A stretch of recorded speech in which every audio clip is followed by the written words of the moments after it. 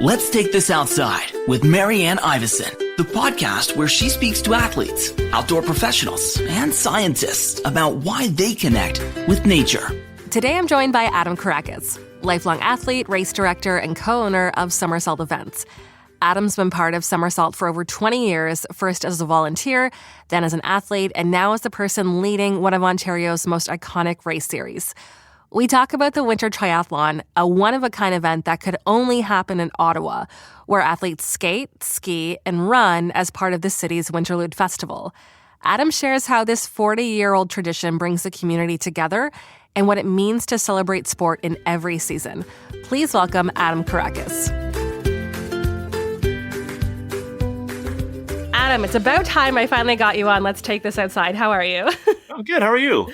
I'm good. It's funny because we know a ton of the same people in the Ottawa outdoor community, and we could chat for hours and hours about that. But I'm here to talk about the Winter Triathlon and everything that you do with Somersault. So thanks so much for joining me, because running a triathlon and running like a race business is like not for the weak. No, it's definitely a tough one, but like it's obviously a passion-based industry. So there's obviously like a side of my work where it's hard to call it work because it's just something that I really, really love doing. But my gosh, is it just like, I'm surprised I still have my hair. So you have a full set, like people can't see you because it's mostly an audio podcast, but you have like a full set of hair at this point. Yeah, it's good genes. At this point, and a toddler and like a 1.5-year-old. So that's it. Yeah. First of all, tell me, so did you grow up in Ottawa? I did. I was born in Montreal, moved to Ottawa when I was 2 or 3. So Ottawa's home. I love going back to Montreal, but Ottawa is home. I lived in the East End for 30 years. Now my wife and I live more centrally with our daughter, Ellie. But Ottawa's home, and it's really fun because our business, Somersault, and my other business, the Velofix, they're very like regional businesses.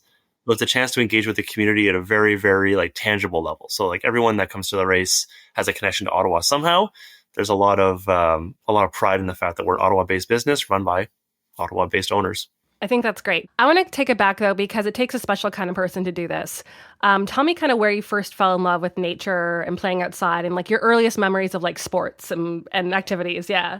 Like anyone you can imagine, it starts from a young age. I've always been an outdoor kid and very much a generalist kid. Like when I was younger, I played every sport that school offered. I was on the basketball, soccer, volleyball team. I did cross country and track. Like if the school offered it, I was like, oh yeah, that sounds like fun and I'll do it.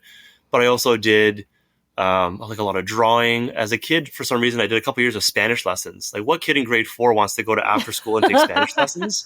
Did that stick at all? I've always been just kind of I'll call it a lifelong learner. And I've just been a very curious person. And that's something that I continue into adulthood. Even now, there'll be times where a friend invites me out to do something that's really out of my wheelhouse. Some intangible examples is, my brother-in-law invited me to go bouldering once. And I've never tried it before, but I loved it. And now I do it regularly. Or I've had friends that invite you out to I can't think of an example, but something that even non-sports related. And it becomes a place where you can engage with people and you make close friends that become lifelong friends and so on and so forth. So through all that kind of generalist stuff as a kid, I tried a lot of different things. And when I was 12, I tried doing my first 5K, and it was a Somersault event. You can kind of see where the story goes. I just totally fell in love with it. And I fell in love with all aspects of it because I was a generalist kid. I found it was cool that I could do a run and get a medal. And like when you're 12, not a lot of kids run 5Ks. You might have track and field or cross country at school, but that's usually 1 or 2 kilometers at most.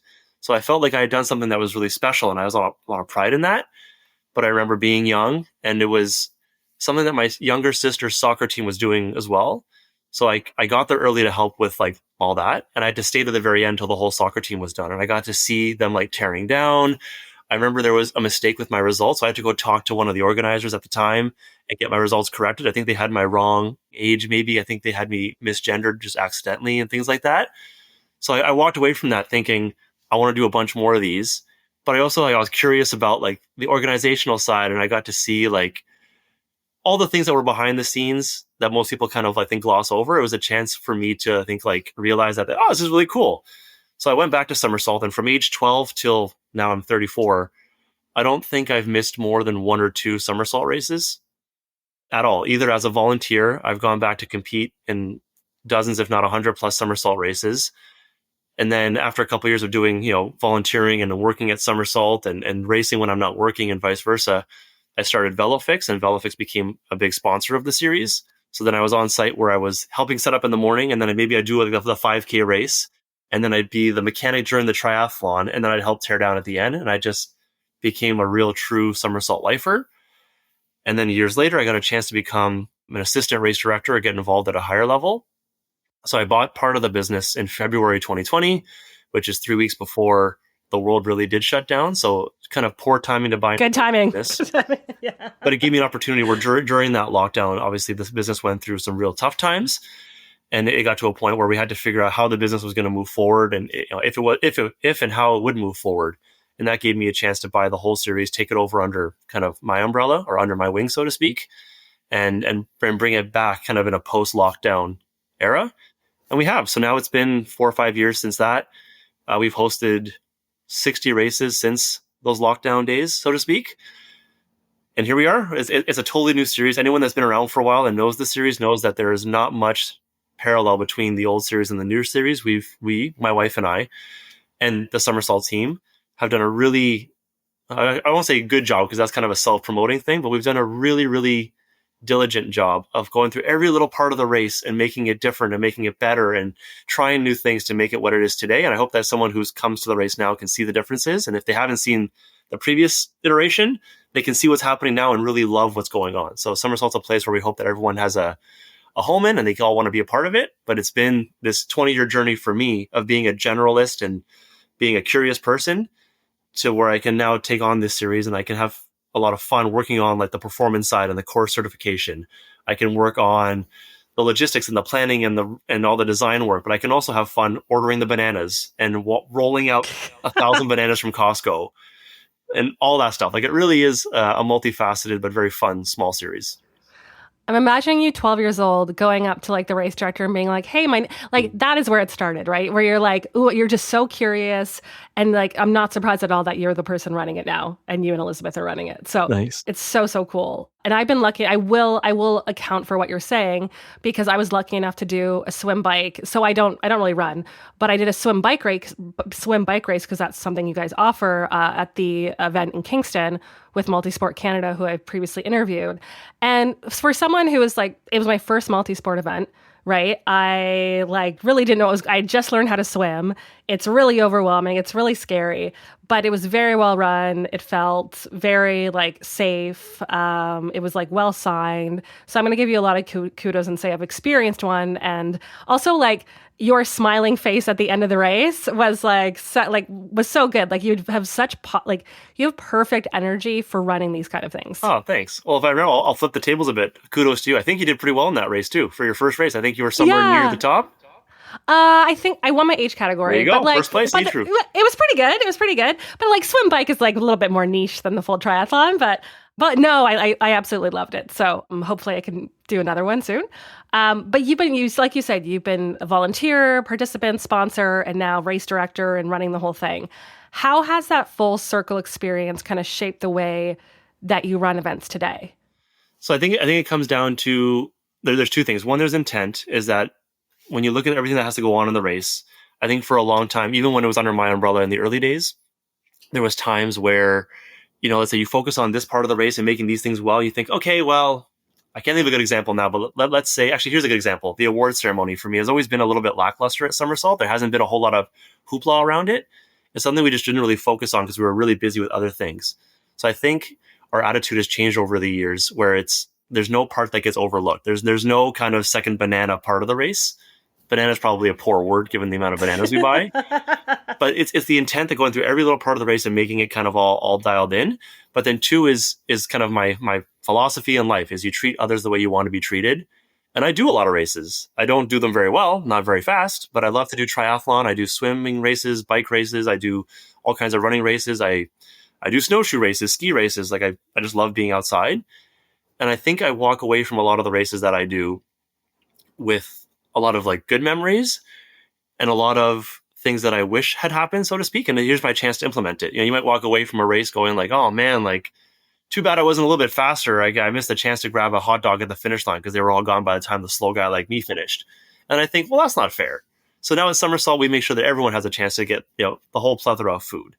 That's maybe just one kind of ad hoc example, but I take that away from every aspect. I don't know if you're the same way because you also go to a lot of events, but I'll go to, let's say, an event like Blues Fest and we're hanging out, watching listening to the music, but I'm also there counting porta potties. And I'm like, I wonder if their porta potty ratio is strong enough for an event like this. I walk away from everything that I do, whether it's a farmer's market or another triathlon or whatever. I walk away looking at how was the security? Did they hire police? Was it more volunteer based? And I'm looking at the risk assessment. So I think I treat others the way I want to be treated. And I want to give others the experience that I would love to have. I think the only reason I notice these things is when things go wrong. Like if there's a huge line for the bathroom, for example. Like I'm assuming you've also learned a lot from things going wrong, right? Or things, right? Like is there any story you can remember where you're like, okay, I'm definitely having more porta potties next time. Yeah. I'm definitely having more bananas. I'm definitely switching the way this. Yeah. There's one that I'm drawing a blank on that happened very recently, but Somersault's been around for 45 years. There's this whole guidebook that we have internally of things that we've learned over the years, and everything's well documented. And every year we really do flip things into a tier higher. But it's one of those things where you're how could you have foreseen this? So here's one example where at our fall colors event a couple of years ago, we had medals, enough for everybody. And, more than enough, we always order a couple extra just in case. And we have volunteers that hand out medals, and every volunteer is staffed by a race crew member, someone who comes to all the races and just kind of can oversee things.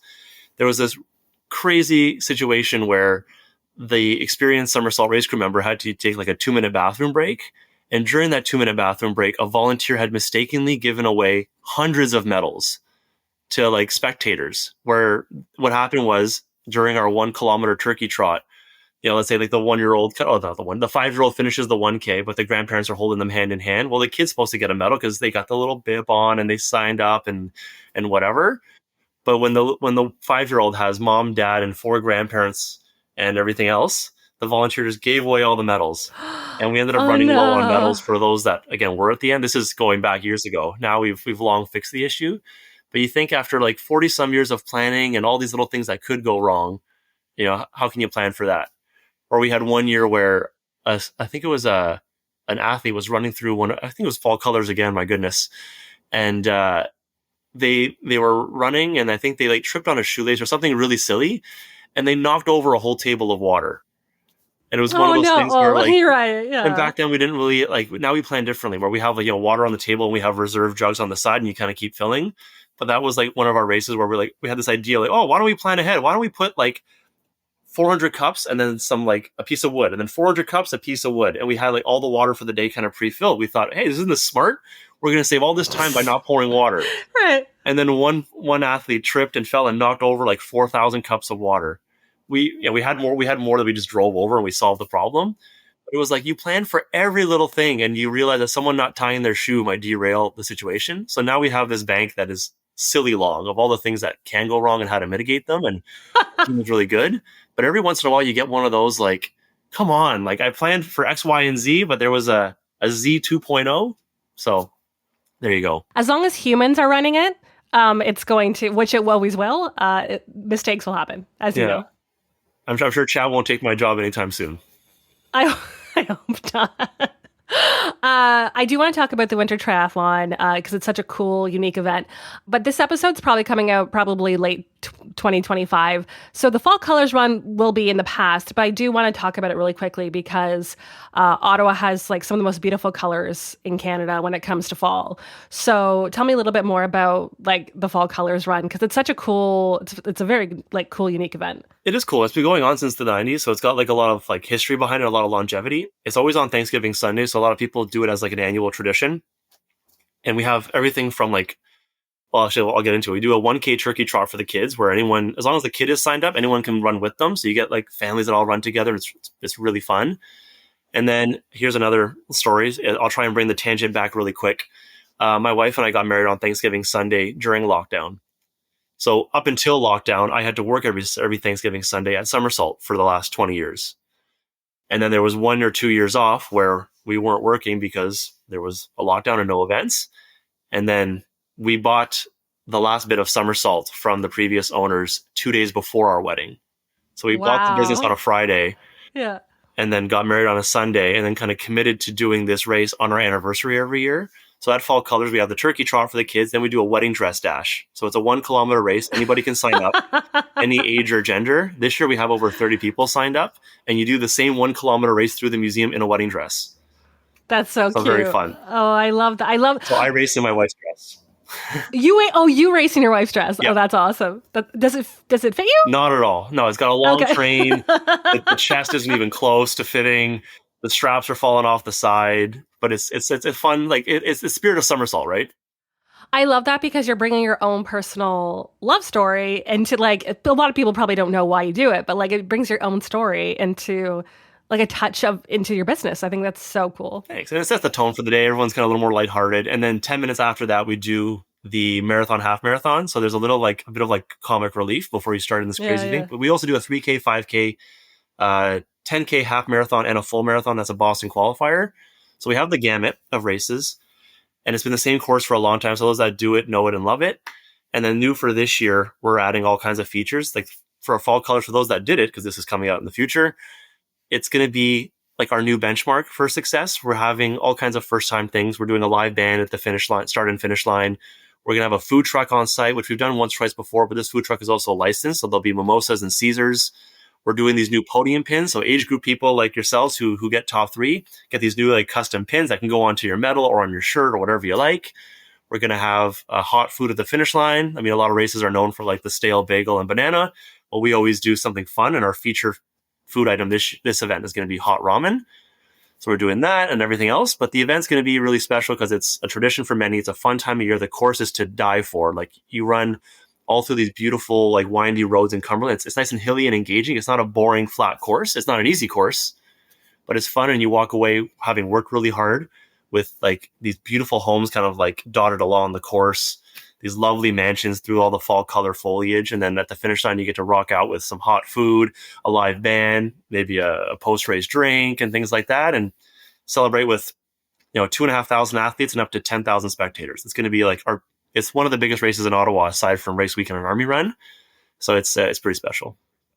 Have you thought about doing pumpkin pie at the end? Is that cost effective? I always wanted to do cake. So yeah. Anyway, Costco has these giant sheet cakes that you can get customized. And I thought it'd be cool with the number of athletes we have. We'd have to have, let's say like 20 of them. So if you do like a 5x4 sheets of cake, we could maybe put like pumpkin like filling inside or something like that. But I think it'd be cool to do like a mosaic where like the cakes kind of might spell out something fun or make like a design or whatever.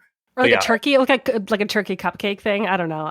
Yeah, exactly. Yeah, I'm just the ideas person here. That's not very good at ideas. Well, that's why I have my wife to keep me in check. I'm the pie in the sky idea guy too, and she's the one thinking like, how are you gonna drag 20 cakes to the start line, Adam? Well, okay, yeah. I guess you can stack those, yeah.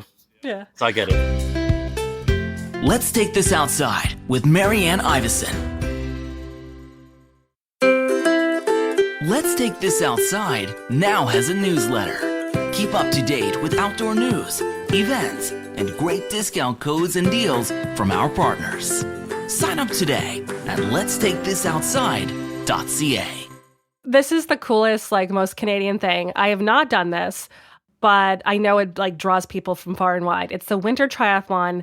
Tell me about what it is because it's so cool. It's very, very cool. Cool, literally and figuratively. But literally, it's the world's oldest winter triathlon. So winter triathlon is less standard than summer triathlon. When someone says I'm doing a triathlon, it usually means swim, bike, run. And in most races, the distances are kind of standard. Like anywhere around the world, you'll find like an Olympic distance triathlon and it's similar distance.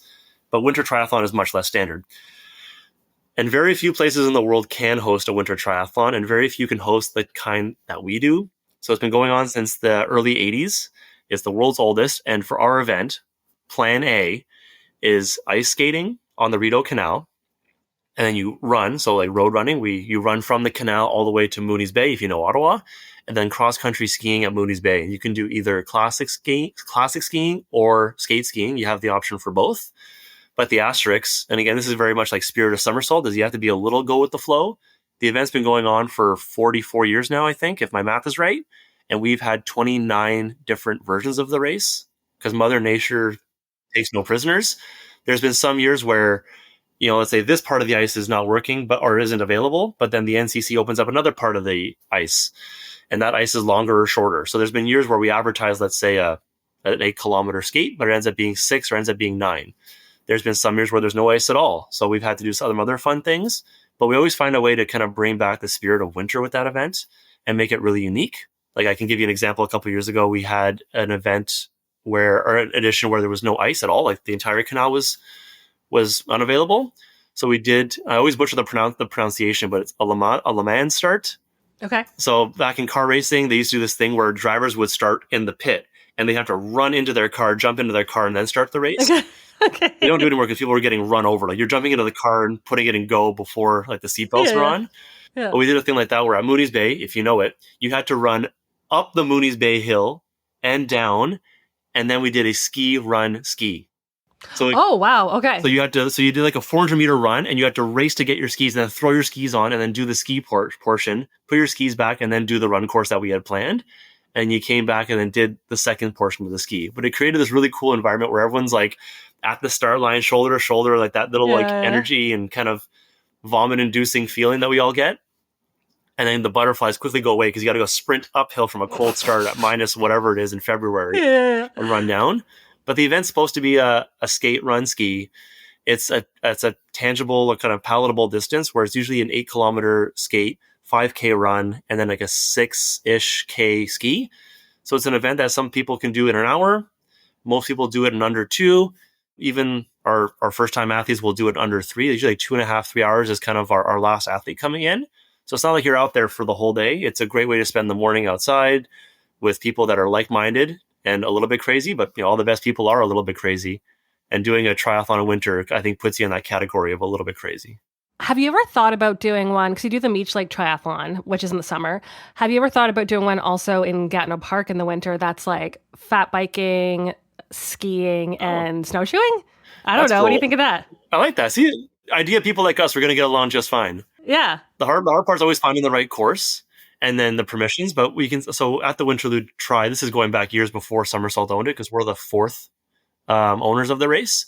There was a year where I think they did do snowshoeing and fat biking because I think they had tons and tons of snow and nothing else. Like the running was kind of a wash. Like I think there was so much snow that the ice was covered in snow. So they did fat biking instead of skating.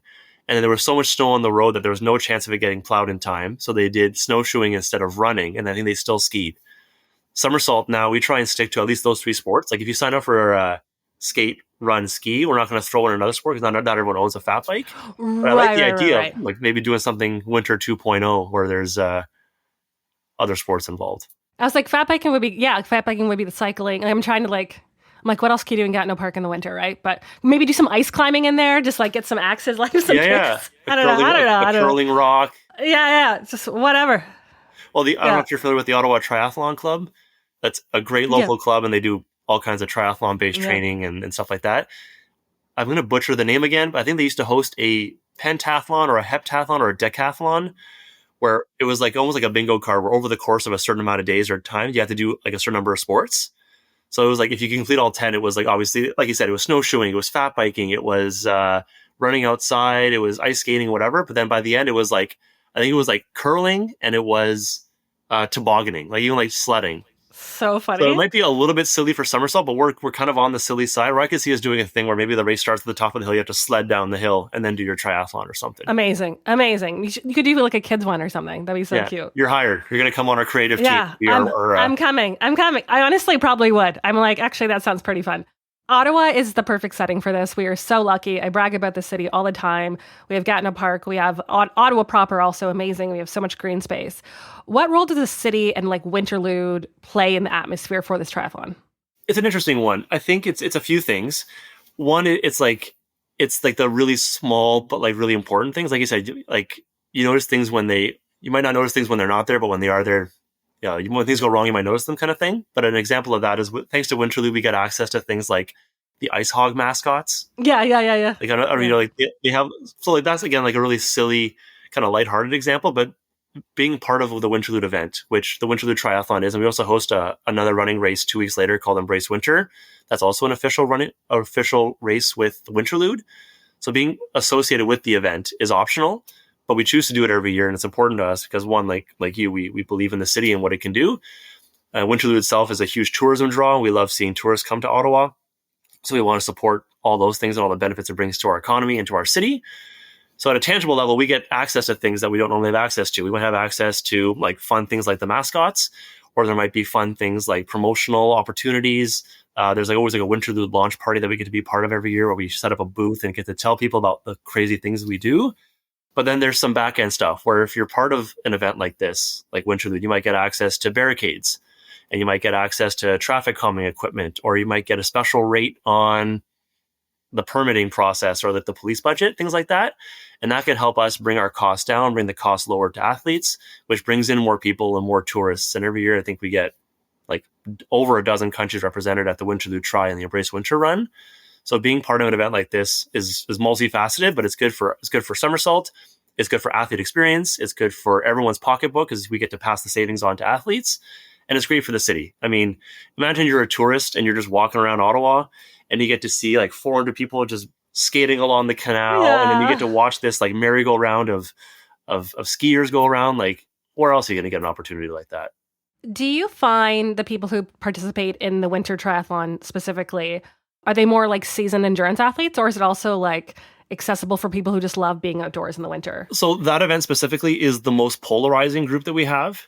So on the top end, like we get people that do it every year, and like we get people who like literally train for it, and they are like, oh, I'm going to sandbag myself, and I'm going to be the first off the skate. Like they really get into it because like skating is their thing, and there's not a lot of opportunity to do like bunch racing on skates. Like if you're a speed skater, you might be able to go to an oval, which is not very accessible, and like do laps where it's like, you know, not in a team. So to be able to do a pace line on skating is really rare. So we get a lot of like really like competitive people. We get a couple of Olympians every year that come out from different sports. We've had people that were like cross-country ski Olympians that are pretty darn good at running and skating and whatnot. On the flip side, we get people every year who come out with rental everything. Like they rent ice skates, and they're not, and like on the skating side, we get people who use hockey skates, speed skates, or figure skates, whatever you have. So we get people who come and they like don't know how to skate very well or at all sometimes, and they muster through it with a bunch of friends who might be able to like push them along if they need to. Everyone's got a pair of running shoes, and then they rent skis because there's a ski rental at Mooney's Bay as well, so you can rent them right on site if you like. So that race, I'm telling you, gets like all sides. People like they finish the race and they're just like they're gassed because they went all out. And you get people that finish and they're crying like tears of joy because they just did something that is so outside of their comfort zone or out of their wheelhouse, and like the pride you feel. I feel like it's out of most people, like a winter triathlon, I think is out of most people's wheelhouse, to be honest. Yeah, it's hard to just wake up and do. There's a lot of intent, a lot of equipment involved. So it requires a lot of like planning and just kind of intent to it. You can't just like, oh yeah, I'll do that tomorrow. As we're a triathlon, like I think I have a bathing suit in every closet I own. I got a bike. Right. I mean, I also have a lot of bikes. And then running shoes are always at the front door. But a winter triathlon, man, you got to prep. Every year I see like clubs like Natural Fitness Lab, and if you're not from Ottawa, they're like one of these big groups that like are run by like a former Olympians kind of situation, but they're very, very fit. So every year I see like Natural Fitness Lab at the top of the podium, or like multiple of them. So I know how serious it is in terms of like racing for some of these people. Yeah, they bring a whole team out, and Dave and Lee's who run that NFL. Dave, I think, is an 8-time Winterlude Triathlon winner. Lee's, I think, has won the overall before, but she's also I can't even count how many times she's won the overall women's like Winterlude Tri. Yeah. Like they bring the whole team out, so it's great. You've kind of already like talked about this, but what are the biggest challenges of putting on a race in the middle of a Canadian winter? It's weather. I mean, so I'll start over. With any race, it's always your stakeholders. So not your shareholders, but your stakeholders. So for us in Ottawa, it's the city of Ottawa. It's often the NCC because we use NCC land. It could be Parks Canada if you're using waterways controlled by Parks Canada. And then you have to get into things like OC Transpo and traffic control. You have to use bylaw. Like you can't shut down a road that is the only way for the bus to get through. There's just a lot of moving pieces involved and a lot of people you have to appease. So that's always the hardest part. Finding the course that can host any event is always like astronomically difficult. People say, I don't want you to host a triathlon here, there, and everywhere. Well, like you can't shut down that road. People live on that road. How are they going to get in and out? But with the Winterlude Tri specifically, the nice thing is that most of the stakeholders that we have there are ones that we work with at other races. And we get a lot of good grace by being what I think we are, is good guests. So with that race every year, we submit the paperwork silly early. Like usually it's like 11 months before the race, we submit the paperwork and try and get the approvals kind of kickstarted. But those stakeholders, hopefully they know and they appreciate that we are good guests and our intents are very good. So when it's 5 days before the race and they're calling for a meter of snow and we email them and asking for an amendment, it's not just like, oh yeah, let's just change this and it's flippant. It's, well, we're changing it for these reasons and here's how we're going to manage the risk and here's how we're going to adjust the traffic plan and so on and so forth. So the answer is whether, but the answer is whether because of all the stakeholders and permissions, is that if you're going to change the race in a few days, you can communicate that to athletes fairly easily. You can create videos and content to educate the athletes on these changes and what they need to adapt. But it's showing to your stakeholders that you're a good host, that you've put the right things in place, and that if you're going to change the course, well, here's where the police need to be reallocated, and here's where the barricades are going to go, and here's where we're going to get more barricades because now we need more. It's that we can do a safe job and that we can put on a safe race, and that we can keep getting invited back year after year. So that's always the hardest part, is making sure that you come across as a good, safe, and fair organizer to keep all your stakeholders happy and get invited back next year. Right. There's a lot of politics that go into this too, right? Yeah. I mean, I don't know if politics is the right word. It's just everyone has safety on the mind. And when you change something last minute, you worry about, details kind of falling through the cracks, because you can plan for months for an event, because you have to adjust things and the police will say, oh, well, you forgot about that intersection. Oh my gosh, I forgot about that intersection. And you have to draw a little plan. Right. And I think people get a little bit worried when the plan changes largely in short term. There's not a lot of time for everyone to review it. So you try and do good by the fact that we very rarely, if ever, miss that intersection, in the example I just gave.